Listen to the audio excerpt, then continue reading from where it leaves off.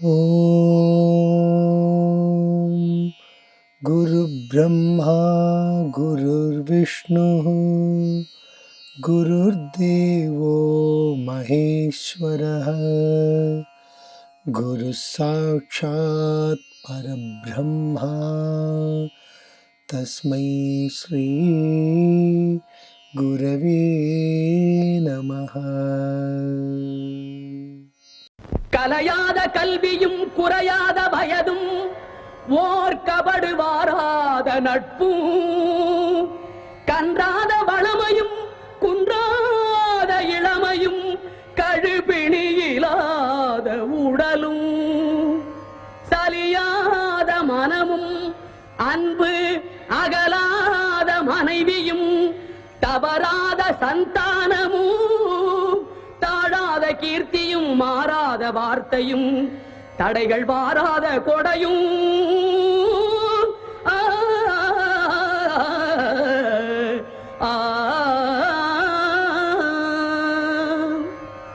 தொலையாத நிதியமும் கோணாத கோலும் ஒரு துன்பமில்லாத வாழ்வும் துய்யனின் பாதத்தில் அன்பும்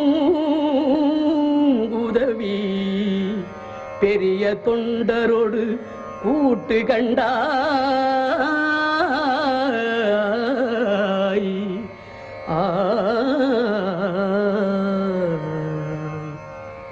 அலையாழி அறிதுயிலும் ஆயனது தங்கையே ஆதி கடவுரின் வாழ்வே அலையாழி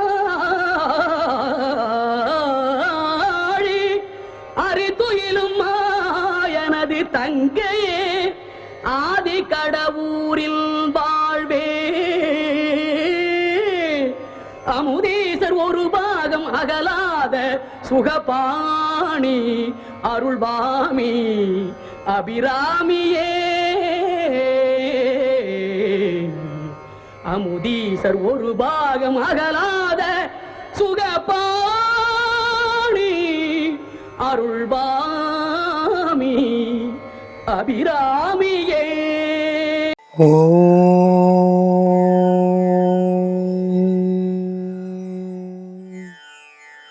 திருச்சிற்றம்பலம். Welcome. After subtly narrating the creative prowess of the Mother Goddess when Lord Muruga was created out of Lord Shiva's third eye in the previous poem, in this week's Andhaadhi, Sri Bhattar indicates the prowess of the Devi that manifested in Lord Shiva to help him destroy the evil of Tripura. In the previous week's poem, he was talking about the creative prowess, and in this week's Andhaadhi, he talks about the destructive abilities of the Mother Goddess. Let us remind ourselves here that Abhiraami Andhaadhi should not be read individually as each poem or just word by word to say a word play. However, the whole context and the Bhakti Bhava is supremely important in being one with the same Bhakti Rasa with which Sri Abhiraami Bhattar composed these verses. Let us listen to the song. வல்லபம் ஒன்றறியேன் சிறியேன்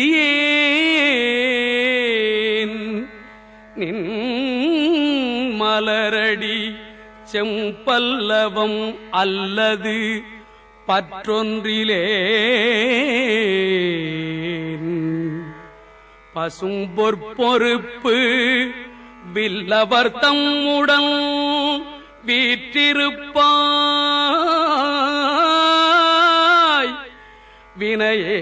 வினையேன் தொடுத்த சொல் அவமாயினும் நின் திருநாமங்கள் தோத்திரமே. In this poem, Subramanyar reduces himself to a simpleton and calls him Vinayen, and goes on to say, even if my words are derogatory, because I don't have the intelligence, please accept them as my prayers singing your praise. The word Vinayen has been used numerous times by other saints like Manikavachagar or the Alvars and many of the scholars in various Tamil devotional literary works. It is a symbolic representation of all the humanity who end up either repeating the same mistakes throughout their lives or who, like every one of us, are spending our lives on trivial pursuits. One of the favorite Thiruvasagam that comes to mind is the song. In fact, two songs come to mind speaking of the word Vinayan. The first one is Polla Vinayen Nin Perunchir Pugalumaru Vandariyen Poyayina Vellam Poyagala Vandaruli Menyanamagi Milirgindra Meichudare Nin Perunchir Pugalumaru Vandariyen Meya Bimala Vidaipaga. Here, Manikavachagar goes on to say, I am just a man, imperfect, lowly creature. How can I reach for something holy? In another song, he says, Yane poi, yen nenjum poi, yen anbum poi, Analum vinayen aludal unnai peralami, Tene amude, karumbin telive, Tithikum mane, Arulai adiyen unai vandu urumare. In this second song, Manikavachagar berates himself, saying everything about him is a lie. However, he goes on to say, just by crying to the Lord sincerely, with that intense bhakti, he would be able to embrace him.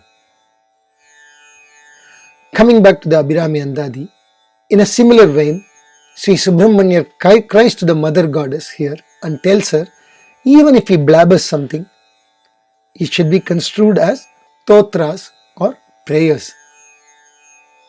He extols her by saying, you are the one who is half of the great warrior Lord Shiva, who used the huge Mount Meru as his bow to be able to destroy the evil of Tripura, and hence came to be called as Tripurantaka. However, I am a simpleton though, and however low the words of this simpleton is, you must consider this as hymn sung in prayers. What a wonderful imagination. தன்னை எவ்வளவு தூரம் தாழ்த்தி கொண்டு அம்பிகையின் திருவடிகளிலே விண்ணப்பிக்கிறார் என்பதற்கு இந்த பாடல் சிறந்த அடையாளம். அபிராமியை பார்த்து பட்டர் கூறுகிறார், தங்க மலையாகிய மேருவை சிவபெருமான் வில்லாக வளைத்து கொண்டு சென்றாலும் உடன் இருப்பவள் நீ. உன் திருவடிகளின் துணை அன்றி வேறு எந்த துணையும் இல்லாத மிகச்சிறியவன் நான். உன்னை பற்றி கர்ம வினைகளின் பிடியில் உள்ள நான் எழுதிய பாடல் மிகவும் தாழ்ந்ததாக இருக்கலாம். ஆனாலும் கூட உன் திருநாமங்கள் இந்த பாடலில் இருப்பதால் இதனை நீ ஏற்கலாம், தவறில்லை என்கிறார் பட்டர்.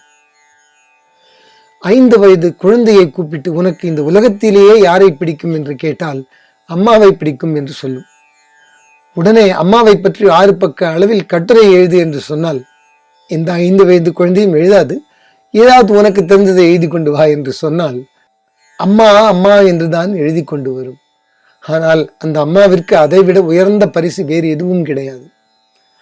6 பக்கங்களுக்கு அம்மா அம்மா என்று பிள்ளை எழுதி கொண்டு வந்தால் அம்மா இதென்ன என்னை பற்றி கட்டுரையா என்று கொஞ்சுவாள். எனக்கு உன்னை பற்றி எழுத வேண்டும் என்ற ஆசை வந்து விட்டது. கண்டதையும் எழுதி வைத்திருப்பேன். ஆனால் அதில் அங்கங்கே உன் பெயர் வருகிறது அம்மா, நீ அதை ஏற்றுக்கொள்ள மாட்டாயா என்று கேட்கிறார். இந்த உணர்வு என்று படைப்பாளர்களுக்கு வருகிறதோ அவர்களுடைய படைப்பில் தெய்வீகம் நிலை பெறும். இது நான் செய்தது என்று மனதில் தோன்றிவிட்டாலே கர்வம்தான் இருக்கும் என்பார்கள். தெய்வம் இருக்காது. தன்னை கடவுள் படைத்தது எதற்கு என்று கேட்டபோது திருமூலர் சொன்னார், என்னை நன்றாக படைத்தனன் தன்னை நன்றாக தமிழ் செய்யுமாறு என்று. அம்பிகையின் திருநாமங்களுக்கு இருக்கும் மேன்மையை உணர்த்தும் அதீதமான பாடல் இது. இந்த அந்தாதி சொல்பவர்கள் உன்னுடைய பெயரை மட்டும் சொன்னால் போதும், நீ பார்த்துக் கொள்வாய் அல்லவா என்று கேட்கிறார்.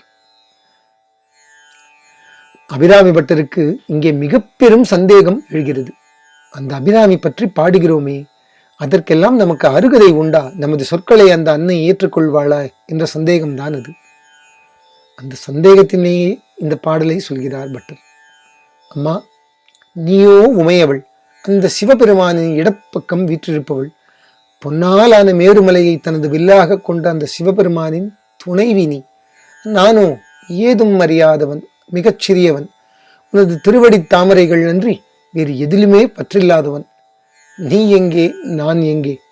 இருந்தாலும் நான் உன்மேல் உள்ள பற்றின் காரணமாக உன்னை தோத்திரம் செய்ய புகுந்தேன். ஏதும் அறியாதவனின் சொல் மட்டும் எத்தனை சிறப்பாக இருந்துவிட முடியும்.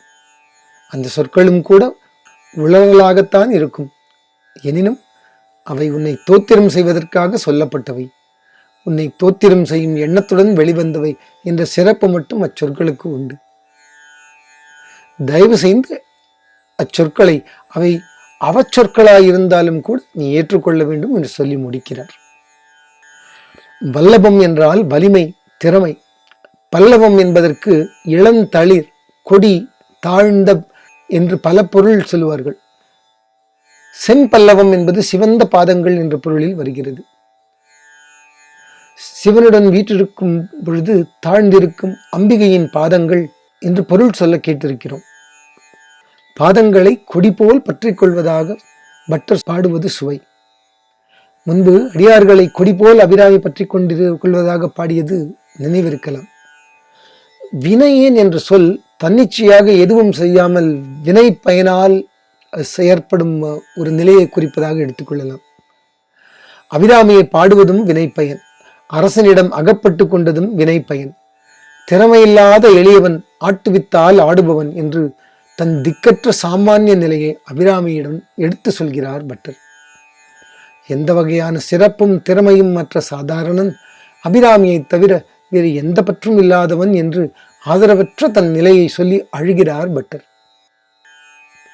நாமங்கள் தோத்திரமே என்பது மிகுந்த சுவை. அழகாக அந்தாதி பாடாமல் அபிராமி என்று ஆயிரக்கணக்கில் பட்டர் சொல்லி இருக்கலாம். லலிதா சகஸ்ரநாமத்தில் பாருங்களேன், ஒரே கருத்தை திரும்ப திரும்ப சொல்லியிருக்கிறார்கள். தாமரையில் அமர்ந்தவளே என்பதை மட்டும் நூற்றுக்கணக்கில் சொல்லியிருக்கிறார்கள். எல்லாமே தோத்திரம்தான். அவளுடைய நாமம் எங்கெல்லாம் இருக்கிறதோ அதெல்லாம் ஸ்தோத்திரம்தான்.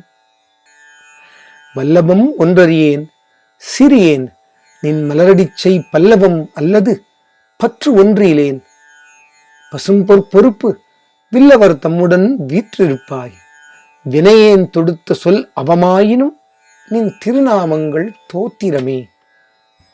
அம்மா அபிராமி, அபிராமி சரணம். With this, we have come to the end of this presentation. We will see you in the next one.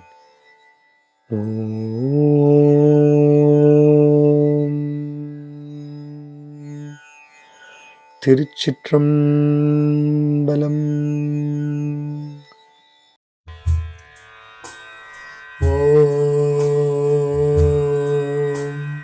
सर्वे भवन्तु सुखिनः, सर्वे सन्तु निरामयाः, सर्वे भद्राणि पश्यन्तु, मा कश्चित् दुःखभाग् भवेत्.